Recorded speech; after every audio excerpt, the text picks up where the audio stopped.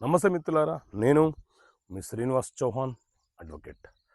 మిత్రులారా, కౌలుదారుడి యొక్క గడువు ముగిసిన తర్వాత కౌలుదారుడు మనకు భూమి అప్పగించకపోతే ఎంత కాలంలోపు మనము అతని మీద కేసు ఫైల్ చేసి భూమిని తిరిగి మనం స్వాధీనం చేసుకోవచ్చు.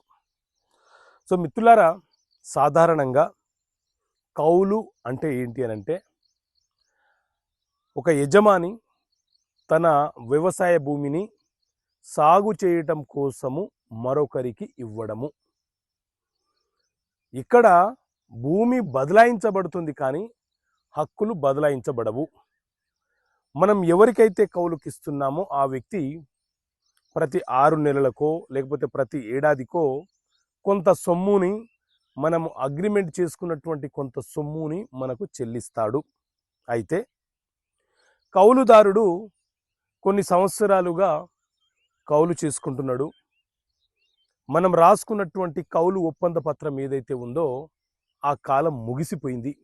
అయినా ఆ కౌలుదారుడు మన భూమిని వదిలేసి వెళ్ళమని మనం ఎన్నిసార్లు చెప్పినా అతను వెళ్ళకుండా మనకు ఇబ్బందులకు గురి చేస్తే, మనము కౌలు ఒప్పంద పత్రము ఎప్పుడైతే రద్దయిందో ఆ తేదీ నుంచి 12 సంవత్సరాల లోపు భూమి తిరిగి స్వాధీనం చేసుకోవడం కోసం న్యాయస్థానములో లిమిటేషన్ యాక్ట్ ప్రకారంగా కేసు ఫైలు చేసుకొని మన భూమిని మనము తిరిగి స్వాధీనం చేసుకోవచ్చు.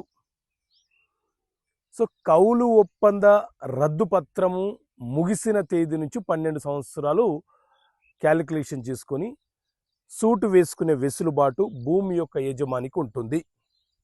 మీరు అలా చెయ్యలేని పక్షంలో కౌలుదారుడు భూమి మీద ఇల్లీగల్గా, అక్రమంగా రెవెన్యూ అధికారులతో కుమ్మకైపోయి పన్నులు చెల్లిస్తున్నట్టుగానో ఇతర ట్రాన్సాక్షన్స్ చేసో పహానీ రికార్డులను, అడంగళ్లను తన పేరును నమోదు చేసుకునే ప్రమాదం ఉంటుంది.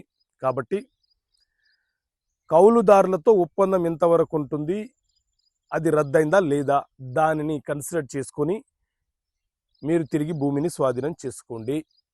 ఓకే మిత్రులారా, థ్యాంక్ యూ. జై హింద్.